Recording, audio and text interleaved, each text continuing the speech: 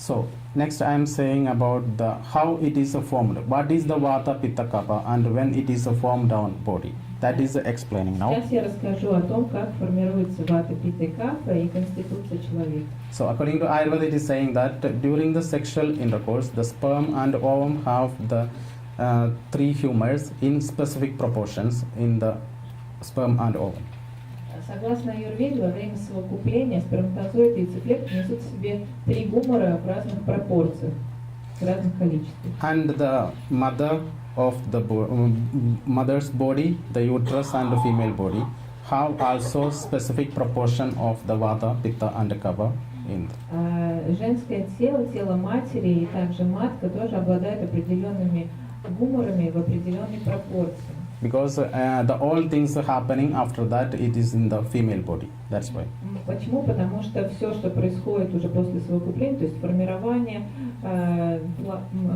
ребенка и так далее, это все происходит в теле матери. And it is also determined by the emotions, the climate of that time, and the nature of the last food, habitat, diseases, anything is there. So everything affecting in this change. Помимо дож, которые несут в себе сперматозоид и яйцеклетка, помимо тела матери, также очень большую роль играют эмоции, климат, природа и что-то там еще было, не помню. И пища, конечно, которую принимает мать. Все эти факторы являются основными при формировании конституции человека. So when it starts to form the zygote, the total effect of these all determines the humoral constitution of the progeny. Еще раз, при формировании, собственно, ребенка или зиготы, общий эффект всех этих факторов формирует гуморальная конституция потомков, то есть конституция, прокрытие называется. So this equipoise of that percentage of the vata, pitta, kapha will remain the till of that progeny, till the end. Иначе говоря, эта конституция остается в человеке до смерти, то есть с рождения, точнее с начала формирования ребенка и до самого конца, до смерти. То есть, иначе говоря, процентное соотношение дож остается таковым до смерти. So it is cannot be changed. This percentage cannot be changed, and if it is changed, that causes the disease. That is the basic concept of Ayurveda. То есть, иначе говоря, процентное соотношение дож в организме всегда остается таким, каким оно было заложено. А если оно меняется, то тогда это состояние называется заболеванием. И это является одним из самых основных концепций в Аюрведе. So now I am explaining one of the greater important part of the Ayurveda, that is the Pumsavana. It is a reproductive science. It is because advising to have a better progeny for the next generation. So it includes some kind of body purification treatments, and Rasayana, it is the renovation of body tissues, and the Vajikarana, it is the reproductive system enhancements before the conception. Сейчас я расскажу вам о репродуктивной науке Аюрведы, которая называется Пумсавана. Это является очень важной частью Аюрведы, которая помогает зачинать здоровое потомство. Она включает в себя очищение тела, панчакарму, расайну или омоложение, ваджикарана, усиление репродуктивной функции. So this was adopting in ancient India before their conception.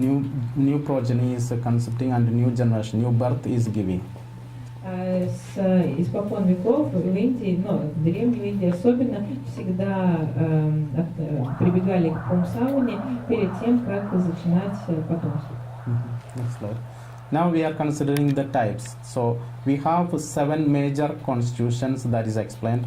We have different constitution, but the 7 major for the treatment purposes easily. So by predominance of one humor, one dosha, it is vata, pitta, and kapha predominant like this. Итак, существует 7 основных типов гуморальной конституции или прокрытия, индивидуальной конституции каждого. Бывает конституция с преобладанием одного гумора, то есть, например, вата паракрити с преобладанием ваты, питта-пракрити с преобладанием питты и капа-пракрити с преобладанием капа. And the next it is the vata pitta. It is the combination of two. Vata pitta are predominant, and vata kapha, it is vata kapha are predominant, and kapha pitta are predominant, like this. Далее существует также конституция с преобладанием двух дож, двух гуморов. То есть, например, вата-питта с преобладанием ваты и питты, вата-капа с преобладанием ваты и капы, и капа-питта с преобладанием капы и питты. And by the equipoise of three of the equal parts, vata, pitta and kapha, that is called the sama-prakriti. Также существует само-пракрити, в которой в балансе сосуществуют все три доши. And it is especially noted that we have all of the peoples have three doshas. The vata predominant prakriti means the predominance of vata over 60%, and pitta predominant vata pitta means the two are predominant. The third one is also there, but it is the predominance only saying. All peoples have the three doshas. Okay. Хочется отметить, что у каждого есть все три доши, в каждом организме. Просто отношение, именно процентное соотношение отличается. Например, если у человека конституция типа вата, то это означает, что 60 примерно процентов вата доши находится в этом человеке. Если у человека конституция вата пита, то там примерно одинаковое соотношение ваты и питы, ну и еще немножко кафы, но все равно кафа есть. So now the merits and demerits of this constitution. Sama-prakriti is the best one, the equal combination is the best one, it is saying, and the dual prakriti is the worst one, difficult to manage. Итак, что касается достоинств и недостатков каждой из этих видов пракрити, то само-пракрити, в которой в балансе все три доши находятся, это самое лучшее, конечно, пракрити.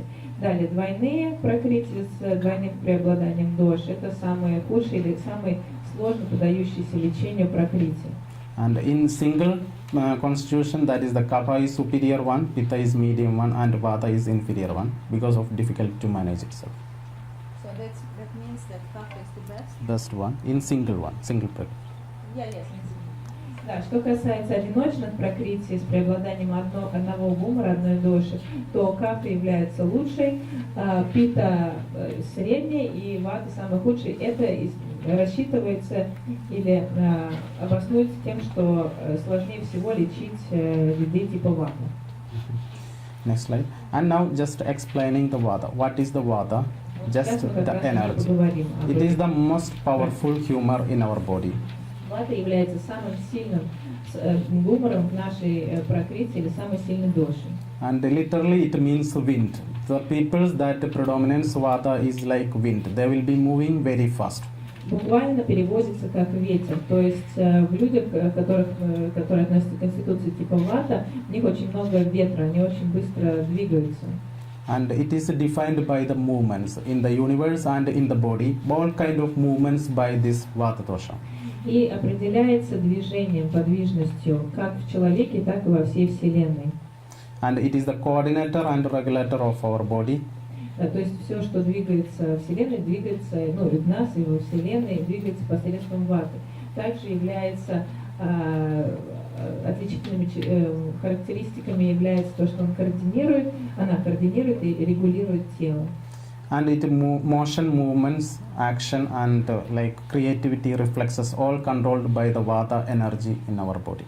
Также вата отвечает за движение, действие, творчество и любые рефлексы в нашем теле.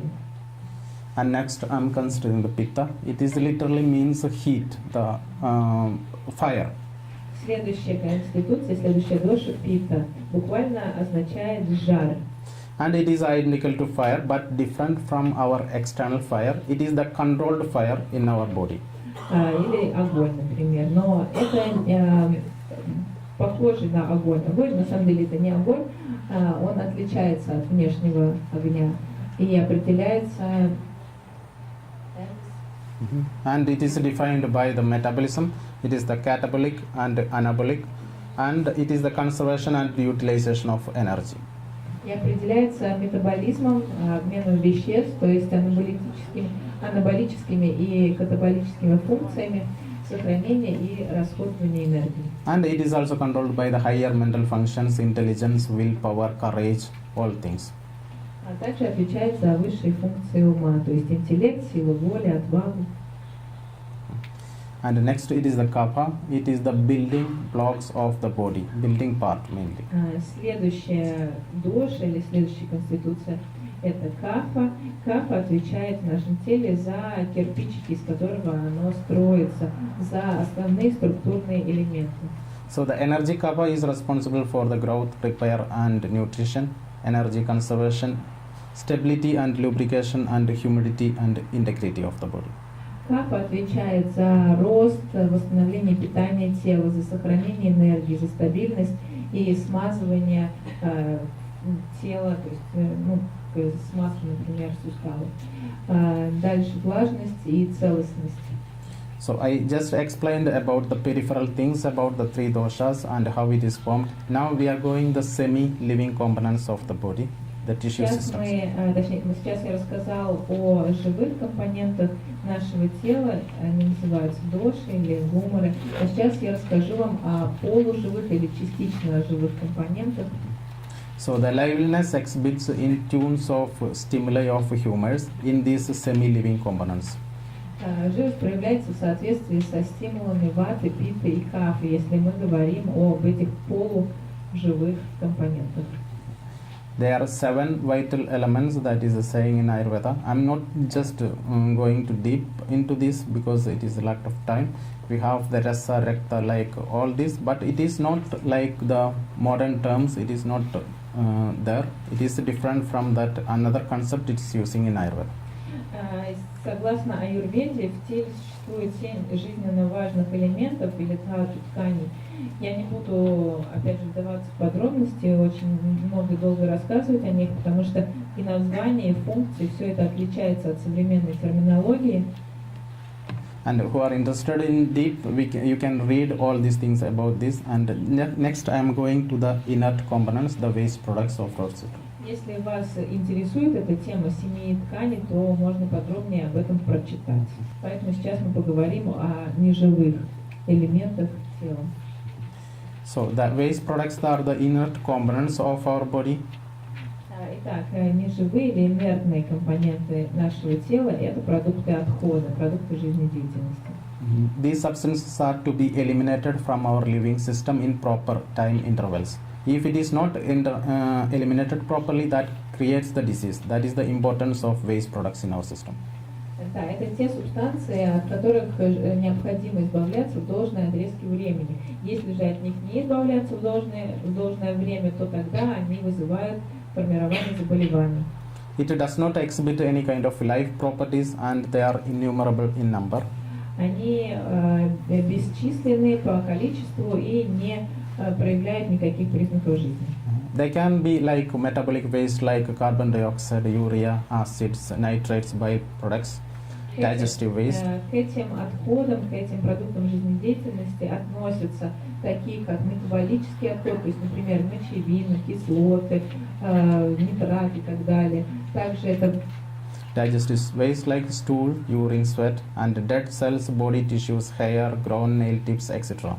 Также это могут быть пищеварительные отходы, стул, моча, пот. Okay, and this is the introduction of body system, body nature, and now I'm going to explain the health. That is the what is the health. Да, и также омертвевшие клетки, мы видели, там тоже было на слайде. И сейчас мы поговорили с вами уже, точнее, проговорили темы различных компонентов тела, то есть живых, полуживых и инертных или неживых. И сейчас мы обсудим концепцию здоровья согласно Аюрведе. So for the healthy time, the Vata, Pitta, Kapha will be acting differently, normal physiology. So it is in the childhood, it is always increased Kapha, and in the young age, it is the Pitta time, and Vata is the increased in the old age period. Согласно Аюрведе, все три доши действуют в определенные, не только действуют, но преобладают в определенные отрезки жизни. То есть, например, в детстве преобладает доша кафа, потом в зрелости, ну нет, точнее не в зрелости, а в самом таком активном возрасте это пита, и потом уже в зрелости или в старости это вата. So in that we can see that the kapha is the growing age. The growing age always predominates the kapha dosha, and the most active period it is the pitta, and when it is degeneration starts, that is the vata in this period. Иначе говоря, можно сказать, что период роста всегда относится к кафе, и рост и становление. Период активности всегда относится к пите, и период дегенерации, разложения всегда относится к вате.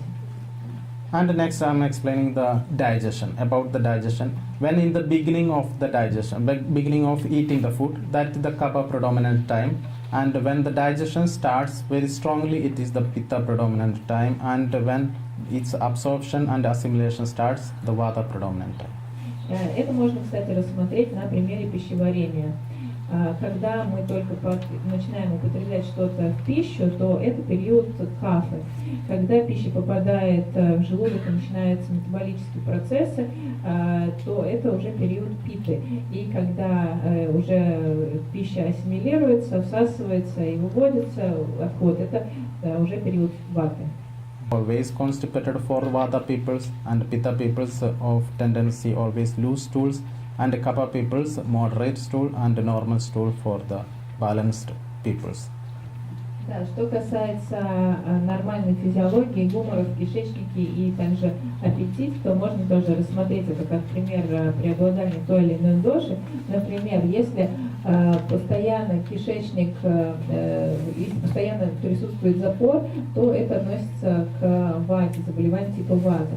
Если постоянно жидкий стул, то тогда это состояние типа пита. Если средний стул, то это состояние типа кафа. И также у ваты обычно регулярный стул, у питы сильный, резкий, резкий в смысле по характеру, что ли. И кафа всегда пониженный. You said appetite, yes? Yeah. And next slide, please. Now we are considering the during the day and night, what is the vata pitta kapha, how it is acting, how it's a physiology. Также гуморы или доши преобладают в определенное время дня.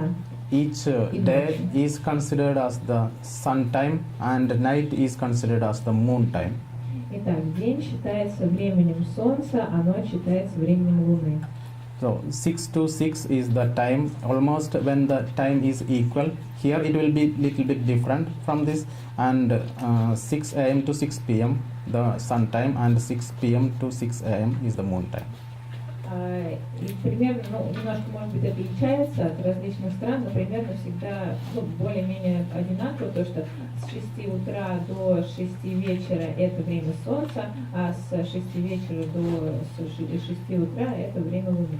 And in this time, from 6 to 10 a.m. and p.m. is the kapha time. It's calculating as kapha time in our Из body. этого времени исчисляется уже время по доше. То есть, например, с 6 утра до 10 утра это время кафы. And in this time, in the morning time, it is the tendency for physical heaviness and mental slowness. And because of that, we need to wake up before 6 o'clock in the morning and do exercises in the morning and light breakfast also. That is Ayurveda Итак, says. время кафе это с 6 утра до 10 утра. Это время характеризуется тем, что в теле присутствует тенденция к тяжести, и также психически, то есть умственно тоже очень сложно как-то проснуться, и такой заторможенность некоторая присутствует. Поэтому очень важно просыпаться до 6 утра и заниматься легкими какими-то физическими упражнениями. And evening time, it is the tendency energetic. It will be a little bit energetic in this time, or feels more energetic than the other time. And this time before the 7 we need to eat the dinner, and pleasant non-stimulating activities advised during the evening time 6 to 10, and sleep 10 o'clock. Before 10 o'clock is advised by Ayurveda. Так.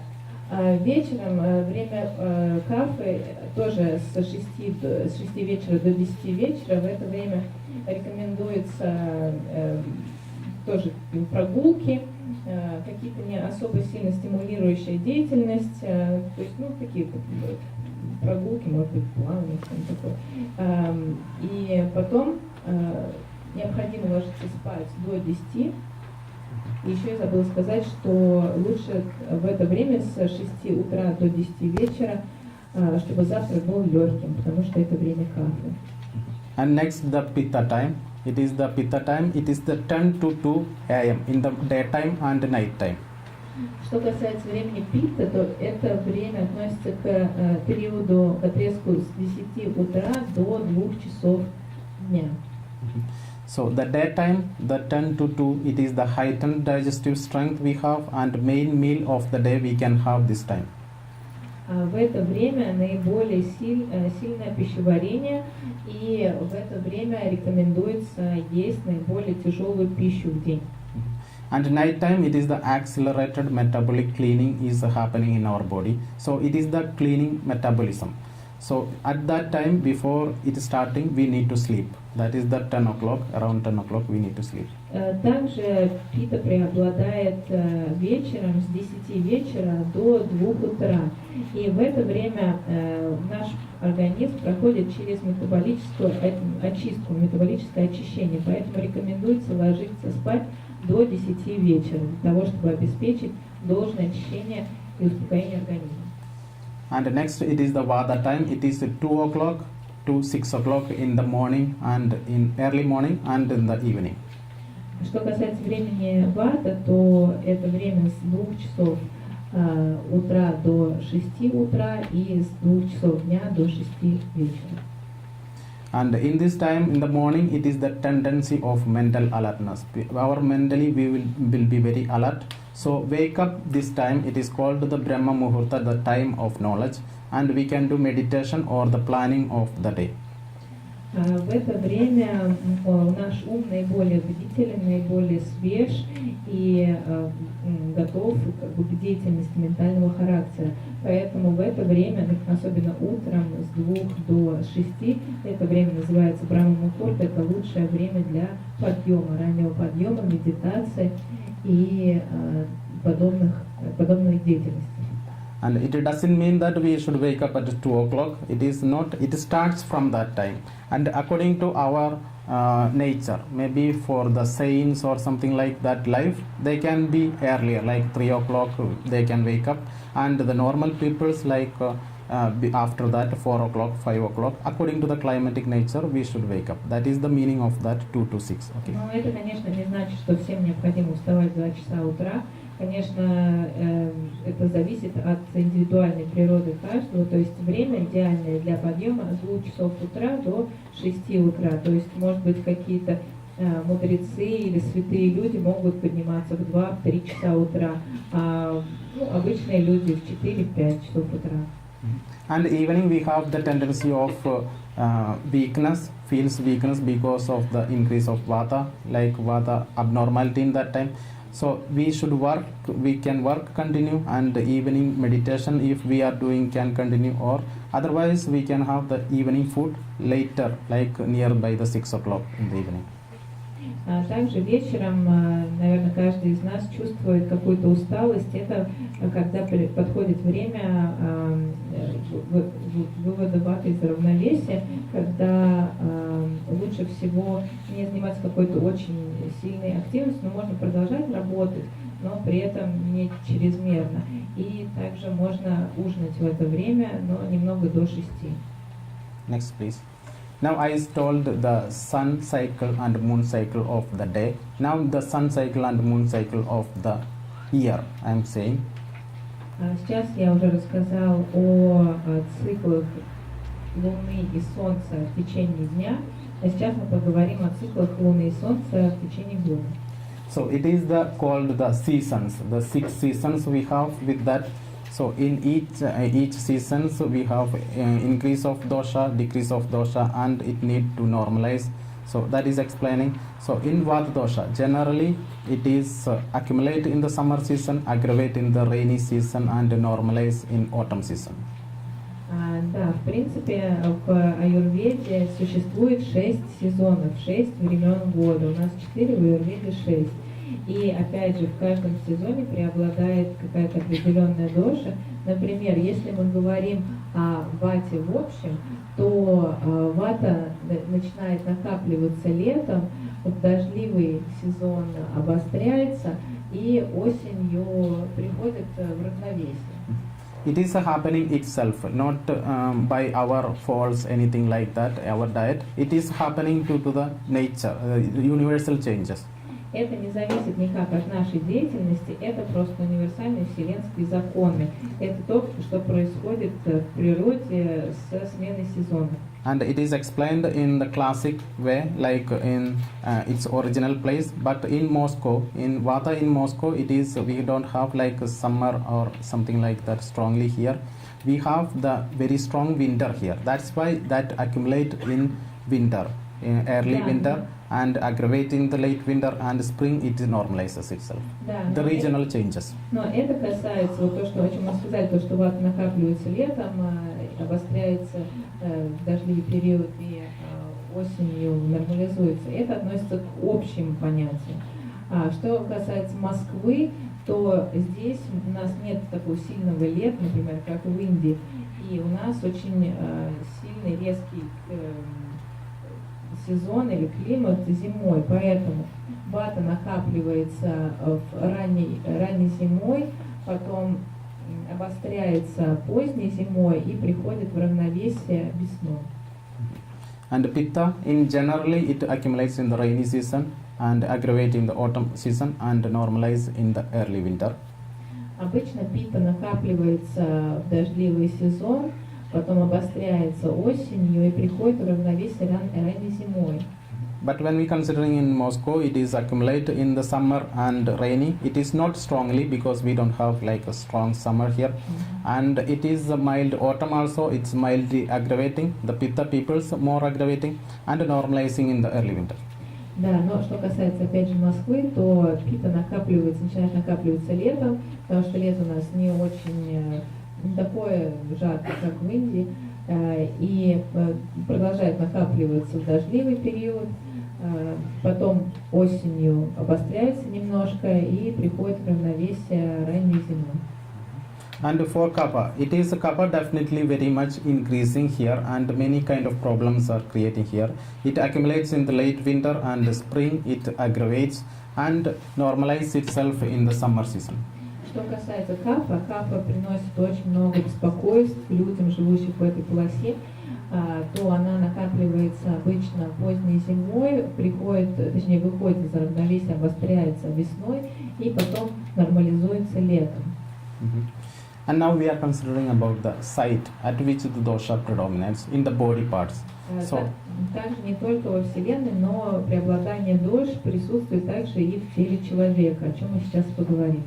So the kapha is increased effect on above the siphistranum. It is above the diaphragm, the place. It is head, sinuses, nostrils, throat, chest and lungs. Капа преобладает в области над солнечным сплетением, над диафрагмой точнее. То есть это голова, носовые пазухи, нос, ноздри, горло, грудь, легкие.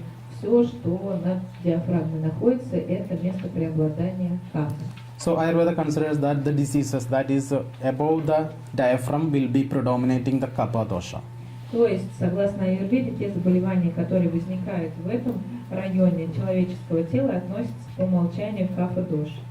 And pitta in between the siphistranum and umbilicus, it predominates. It's mainly the digestive organs, the stomach, liver, spleen, gallbladder, duodenum and pancreas. Местом преобладания пита в организме является область между диафрагмой и пупком, то есть вся брюшная практически полость. Иначе говоря, такие органы, как желудок, печень, селезенка, желчный пузырь, 12-перстная кишка, поджелудочная железа. And vata predominates in the umbilicus, below the umbilicus area, and it is the mostly in the small intestine, large intestine, lower limb and the back spinal area.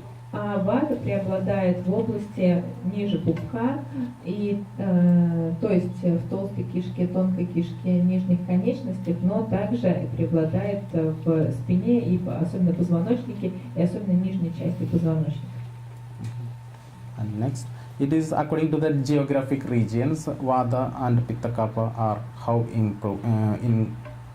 introduces more mostly. So the arid land and the dry land, Vata, Pitta are predominant. Вата, питта и кафа также преобладают и в определенных географических зонах. То есть в каждой географической зоне есть преобладание той или иной доши. Например, в пустынных и засушливых зонах преобладают доши вата и питта. And in the marshy land, it is Kapha, Vata predominant, and common land, equipoise of all humors. В болотистых зонах, во влажных зонах преобладают кафа и вата, а в обычных, скажем, в средней полосе преобладает, то есть не преобладает ничего, а там баланс умер.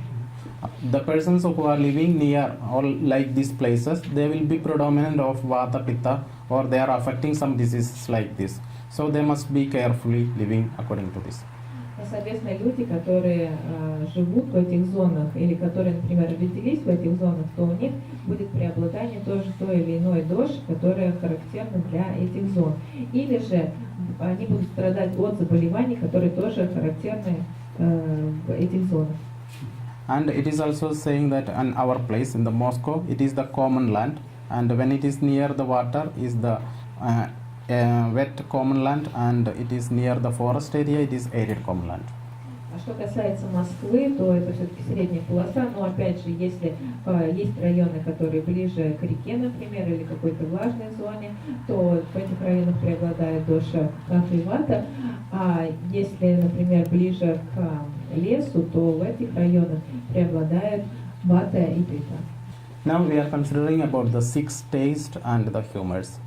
Также 6 гуморов тоже можно увидеть и анализировать в разных вкусах, различных вкусах. Согласно Аюрведе, существует 6 основных вкусов.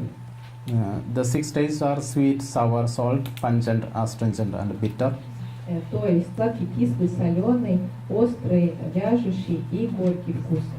So for Vata, it normalizes with the sweet, sour, and salty tastes, and it increases with pungent, astringent, and bitter taste.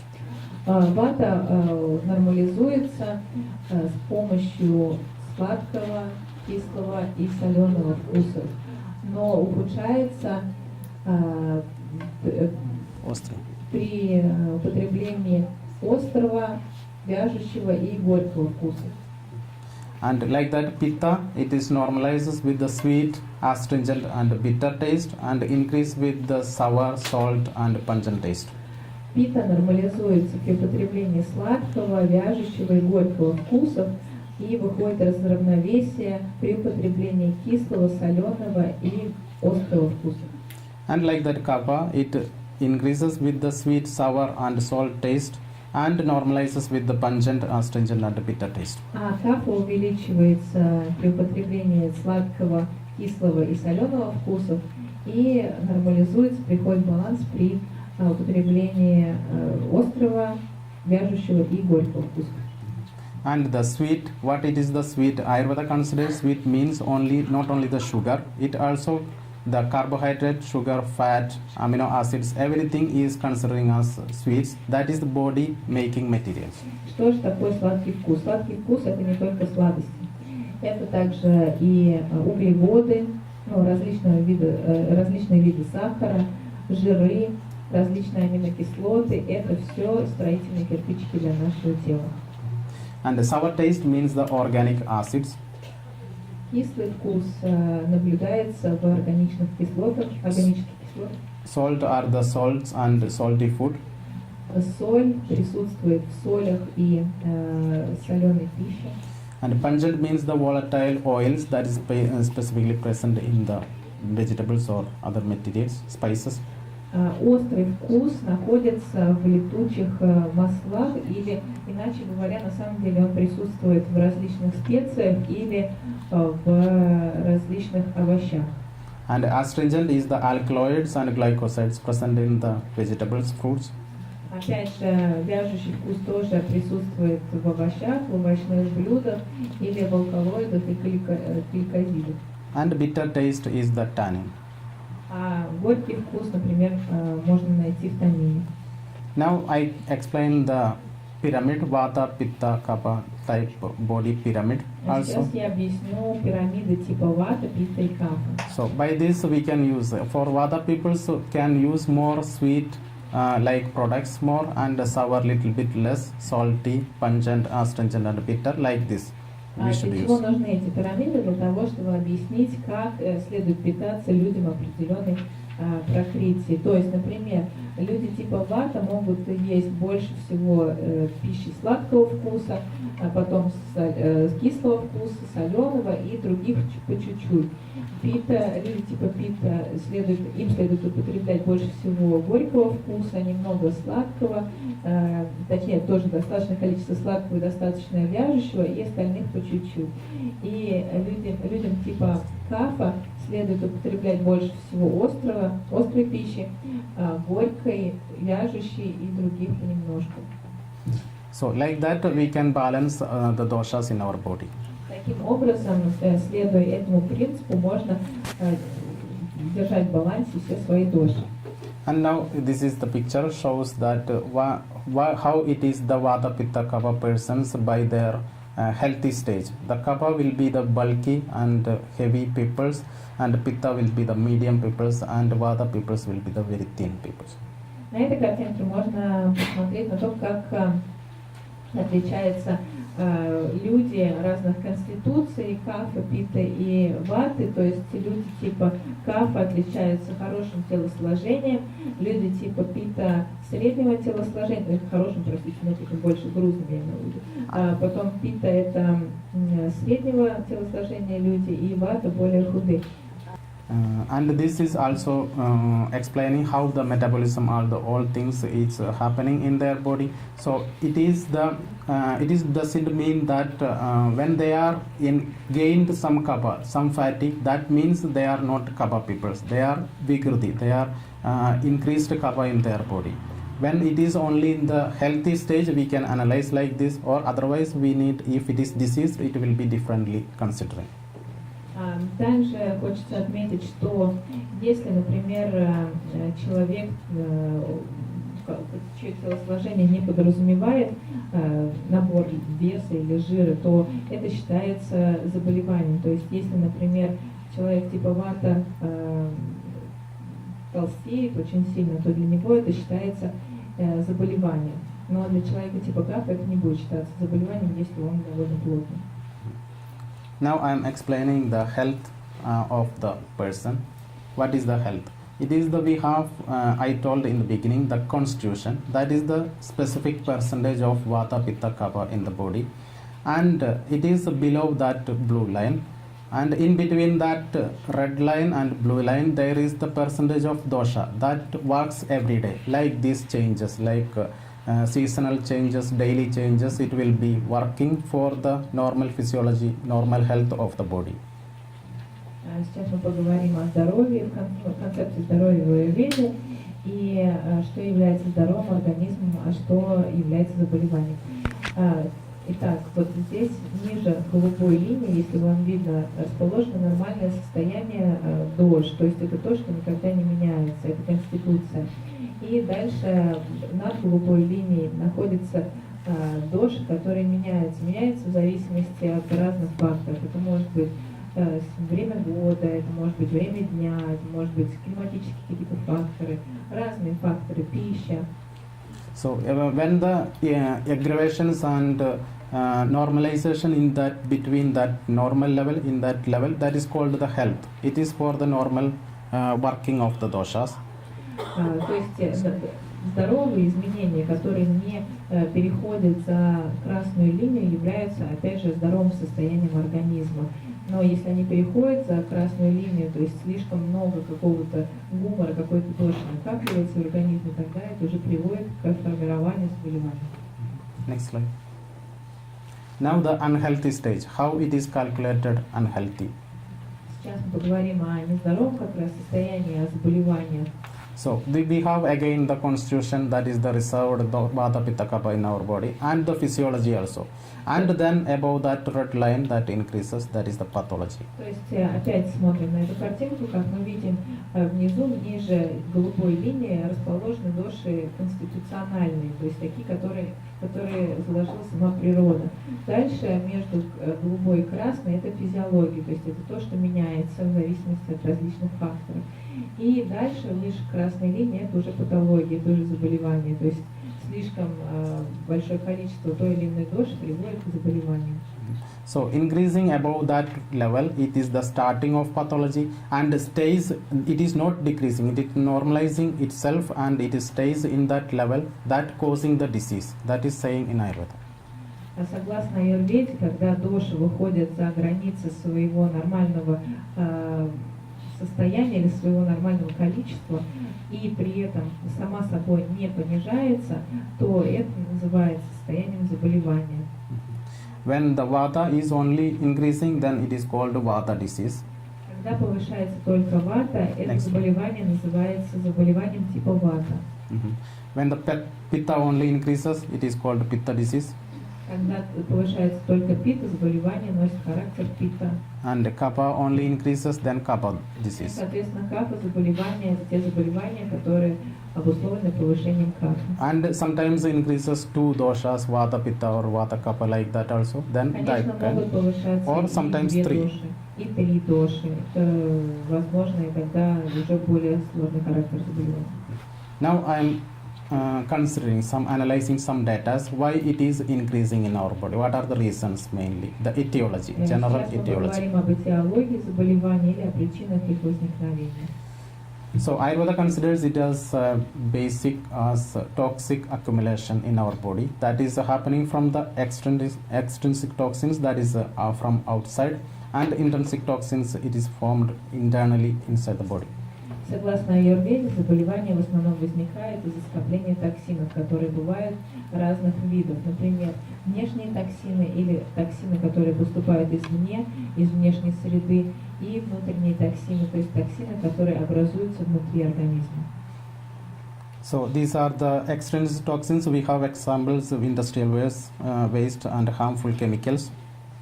Токсины, которые поступают извне, это, например, вредные химические вещества, которые могут поступать из средств передвижения, допустим. Это могут быть мышьяк, ртуть, кадмий, нитраты и так далее. And also gaseous poisoning, radionucleotides and many chemicals like that also. Также другие, например, газообразные яды, радионуклиды, цезий, стронций, полициклические ароматические гидрокарбонаты и так далее. And it is also includes the synthetic food ingredients, acidity regulators, anti-foaming agents, antioxidants, bulking agents. Также включает синтетические пищевые ингредиенты, кислоты, регуляторы кислотности, антиоксиданты, разрыхлители, то есть то, что можно прочитать в составе каких-то продуктов в супермаркете. And also food coloring, color retention agents, emulsifiers, flavors, flavor enhancers like this.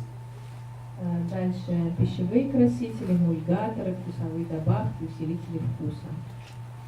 And also humectants, this is very much using here because we are always dry our skin, then we are using many kinds of creams, that's also humectants. И также увлажнители, это особая статья, на которую нужно обратить внимание, потому что здесь у нас постоянно сохнет кожа, постоянно все пользуются какими-то увлажняющими средствами, это может быть крем, лосьон и так далее.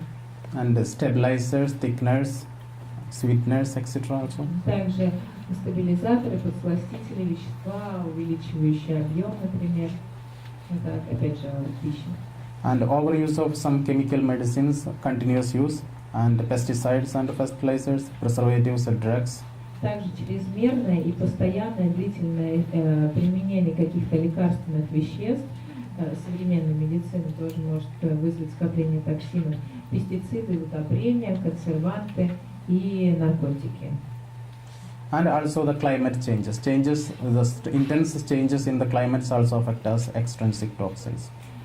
Также токсины могут скапливаться из-за изменений в окружающей среде. Here also it is a very important factor in Moscow because the strong climates we have. Здесь также в Москве тоже очень сильно чувствуется, потому что у нас очень резкий климат. Now the intrinsic toxins that is forming inside of our body. И что касается внутренних токсинов, то есть токсинов или шлаков, которые образуются внутри организма. And they are the wrong food. It is the very important factor. It is 70 to 80% the diseases causing is the wrong food. То они в основном возникают из-за неправильного питания. Да и вообще, в принципе, 70-80% заболеваний вообще любых зависит от пищи и возникает из-за неправильного питания. And the stress, it's also affecting very much. In the modern life, it is 30 to 40% of the people. Также стресс, опять же, 30-40% заболеваний любых различных этиологий возникают из-за стресса, особенно в современное время. And the lack of exercise or improper exercise, that also aggravates, increases the toxins in the body. Отсутствие или недолжное количество физической активности также вызывает проблемы со здоровьем, скопление токсинов. And the genetic causes that also prevailing in this modern era. Также генетические факторы тоже преобладают в современном мире. So what happens when the toxin accumulates? According to Ayurvedic view, when we have these three doshas and accumulated toxins in our body, it becomes the metabolic toxins in our system. Итак, как же формируются токсины, что они дальше делают? Согласно Аюрведе, когда токсины попадают в тело, они накапливаются и превращаются в метаболические токсины. And then it is come to the intoxication level. That is the toxins affected by the cells, tissues in our system. That is the toxins, metabolic toxins, plus the increased dosha. That is coming in contact and toxins are mixing together and it makes intoxication. То есть, когда токсины попадают в тело и превращаются в метаболические токсины, то есть попадают в клетки, в микроскопические клетки и ткани нашего тела и мешаются вместе с увеличенными уже дошами, то наступает интоксикация. That intoxication, next slide, it is called the ama. It is the vitiated humors, vata, pitta, kapha in the body and the metabolic toxins. It is combining together. Такая интоксикация называется в Аюрведе ама. Эта интоксикация включает в себя и вышедшие из равновесия доши, увеличенные доши, и токсины, скопление токсинов.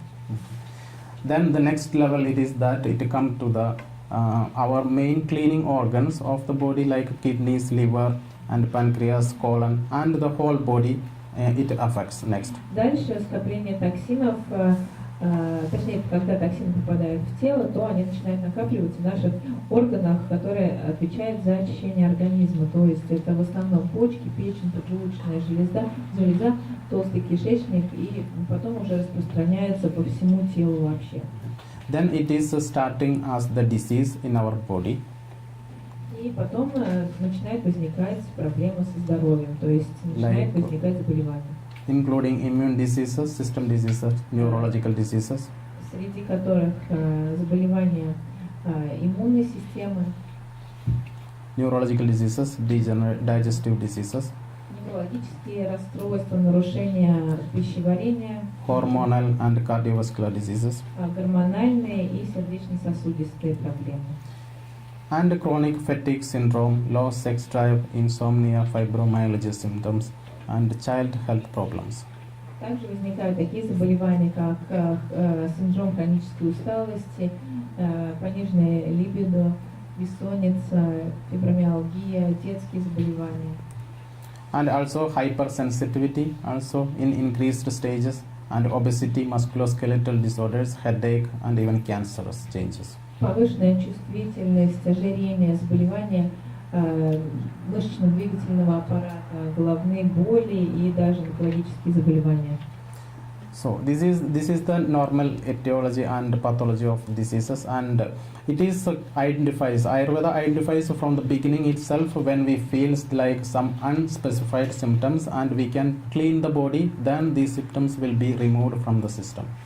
Это сейчас мы поговорили об основной этиологии заболевания, но хочется отметить, что даже когда какие-то нечеткие, неопределенные симптомы в теле проявляются, то у аюрведы уже есть ответ и уже есть предотвращение развития дальнейшего заболевания. Очищение – это очищение тела, эффективное очищение тела.